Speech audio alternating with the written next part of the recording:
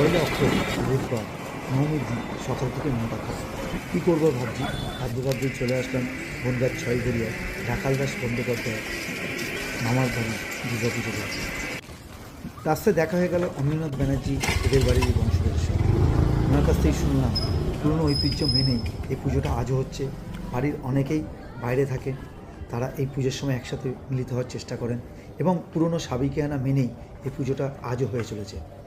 এই প্রতিমার বৈশিষ্ট্য হলো, এই প্রতিমা হচ্ছে বিড়াল হাতি, অর্থাৎ প্রতিমার দুটো হাত মানুষের মতো, বাদবাকি 8টা হাত প্রতিমার বিড়ালের মতো, সেই জন্য নাম হচ্ছে বিড়াল হাতি। পুজোটা প্রায় 250 বছরের ওপরে পুরনো। আপনারা সবাই আসবেন, পুজোটা দেখবেন। ভিডিওটা দেরিতে পোস্ট করার জন্য আন্তরিকভাবে দুঃখিত। সবাইকে বিজয়ার প্রীতি, শুভেচ্ছা, ভালোবাসা ও প্রণাম জানাই।